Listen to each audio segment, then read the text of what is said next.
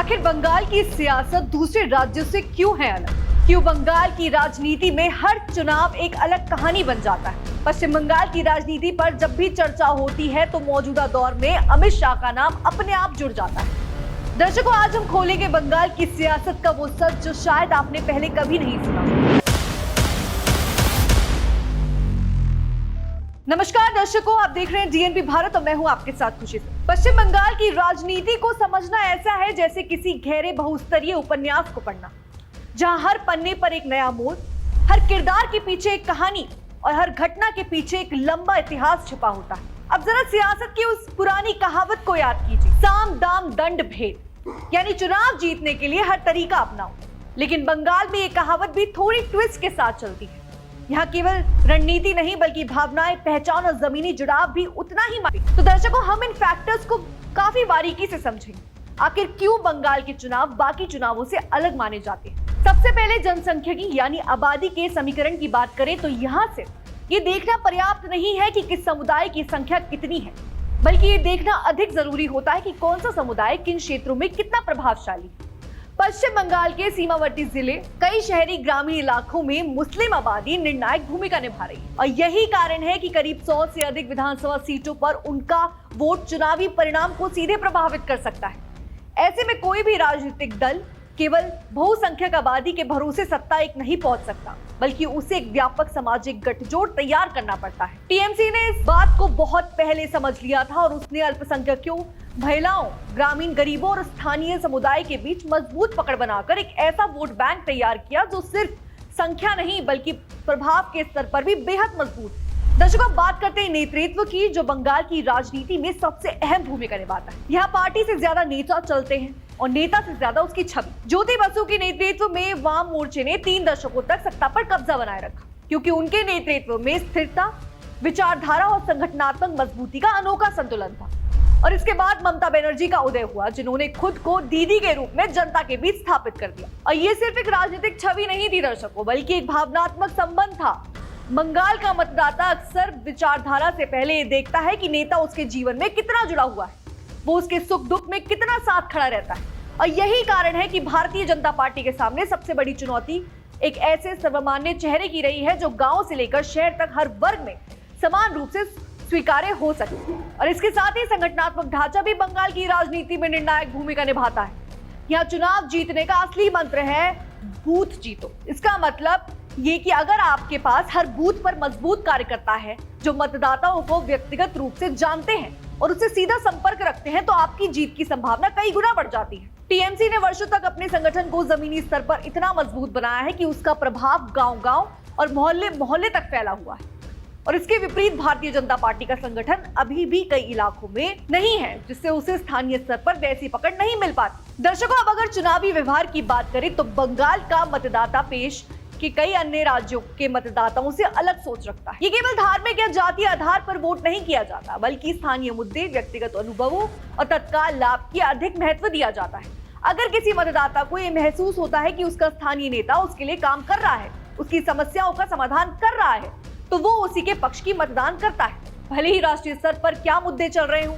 और यही कारण है कि भारतीय जनता पार्टी का राष्ट्रीय मुद्दों पर केंद्रित अभियान कई बार स्थानीय स्तर पर उतना प्रभावी नहीं हो पाता। आर्थिक और सामाजिक कारकों का प्रभाव भी यहाँ बहुत गहरा है। पश्चिम बंगाल की बड़ी आबादी आर्थिक रूप से कमजोर वर्गों से आती है, जो सरकारी योजनाओं पर निर्भर रहती। ममता बनर्जी सरकार ने मुफ्त राशन, स्वास्थ्य सेवाएं, छात्रवृत्ति और महिलाओं के लिए आर्थिक सहायता जैसी कई योजनाएं चलाई, जिनका सीधा लाभ लोगों को मिला है। और इन योजनाओं की खास बात यह है कि उन्हें स्थानीय स्तर पर प्रभावी ढंग से लागू किया गया। उनकी ब्रांडिंग भी इतनी मजबूत रही है कि मतदाताओं के मन में इनका सीधा संबंध राज्य सरकार से जुड़ा हुआ है। वहीं नरेंद्र मोदी के नेतृत्व में केंद्र सरकार भी कई योजनाएं चला रही है, लेकिन जब बात क्रेडिट लेने की आती है तो राज्य सरकार अपनी पकड़ बनाए रखने में सफल रहती है। दर्शकों, इतिहास की बात करें तो बंगाल में सत्ता परिवर्तन कभी भी धीरे धीरे नहीं, बल्कि ये हमेशा बड़े जन आंदोलनों के रूप में सामने आया है। पहले कांग्रेस का दौर था, फिर वाम मोर्चा करीब 34 वर्षों तक सत्ता में रहा और उसके बाद ममता बनर्जी के नेतृत्व में टीएमसी का उदय। ये दर्शाता है कि यहाँ के मतदाता एक बार फिर जिस पार्टी पर भरोसा कर लेते हैं उसे लंबे समय तक मौका देते हैं। और बदलाव तभी होता है जब व्यापक असंतोष एक लहर का रूप ले लेता है। ऐसे में केवल चुनावी रणनीति या प्रचार से सत्ता परिवर्तन संभव नहीं होता, बल्कि जमीनी स्तर पर व्यापक आंदोलन की आवश्यकता भी होती है। सांस्कृतिक दृष्टिकोण से भी बंगाल की राजनीति बेहद खास है। यहाँ साहित्य, कला, थिएटर बहुत गहरा प्रभाव डालती है। राजनीति केवल सत्ता का खेल नहीं है दर्शकों, बल्कि एक वैचारिक बहस भी होती है। यहाँ के मतदाता भावनात्मक और बौद्धिक दोनों स्तरों पर निर्णय लेते हैं और यही कारण है कि केवल धार्मिक या पहचान आधारित राजनीति यहाँ उतनी प्रभावी नहीं होती जितनी अन्य राज्यों में होती। विपक्ष द्वारा समय समय पर चुनावी प्रक्रिया को लेकर उठाए गए सवाल भी इस राजनीति का हिस्सा हैं और विपक्षी दलों, खासकर भारतीय जनता पार्टी और अन्य पार्टियों द्वारा समय समय पर यह आरोप लगाए जाते हैं कि कुछ क्षेत्रों में चुनाव के दौरान दबाव की राजनीति होती है। इसमें बूथ कब्जाने, विरोधी कार्यकर्ताओं को डराने या मतदान को प्रभावित करने जैसे आरोप शामिल होते हैं। हालांकि टीएमसी इन आरोपों को सिरे से खारिज करती है और इसे राजनीतिक साजिश बताती है, लेकिन ये बहस हमेशा बनी रहती है दर्शकों। अब बंगाल की राजनीति का हिस्सा बन चुकी है। पश्चिम बंगाल की राजनीति पर जब भी चर्चा होती है तो मौजूदा दौर में अमित शाह का नाम अपने आप जुड़ जाता है और हाल के समय में भी उनके बयानों और रणनीतियों ने यह साफ झलकता है कि भारतीय जनता पार्टी अब बंगाल को केवल एक चुनावी राज्य नहीं बल्कि एक मिशन स्टेट के रूप में देख रही है। उनके हालिया बयानों में बार बार ये बात सामने आती है कि पार्टी का लक्ष्य सिर्फ वोट प्रतिशत बढ़ाना नहीं है बल्कि जमीनी स्तर पर सत्ता तक पहुंचना है। अमित शाह ने कई मंचों से यह भी दावा किया है कि बंगाल में राजनीतिक माहौल तेजी से बदल रहा है। उनका कहना है कि जनता भ्रष्टाचार, कटमनी और हिंसा से परेशान हो चुकी है और बदलाव चाहती है। उन्होंने यह भी आरोप लगाया है कि टीएमसी के शासन में लोकतांत्रिक प्रतिक्रियाओं पर असर पड़ा है और चुनाव के दौरान हिंसा एक बड़ा मुद्दा रही है। वहीं दूसरी ओर टीएमसी इन आरोपों को सिरे से खारिज करती है और इसे राजनीतिक प्रोपेगेंडा बताती है।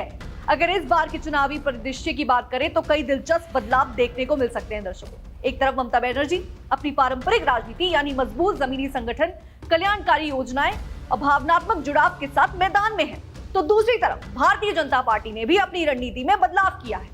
अब पार्टी सिर्फ बड़े बड़े रैलियों और राष्ट्रीय मुद्दों पर निर्भर नहीं रहती बल्कि बूथ स्तर पर अपनी पकड़ मजबूत करने पर जोर दे रही है। अमित शाह के बयानों में और एक बात लगातार देखने को मिलती है दर्शकों, डबल इंजन सरकार का नारा। इसका मतलब है कि अगर राज्य में भी भारतीय जनता पार्टी की सरकार बनती है तो केंद्र में नरेंद्र मोदी के नेतृत्व वाली सरकार के साथ तालमेल बिठाकर विकास की गति तेज की जा सकती है। और ये नारा खास तौर पर उन मतदाताओं को ध्यान में रखकर दिया जा रहा है जो विकास और इंफ्रास्ट्रक्चर को प्राथमिकता देते हैं।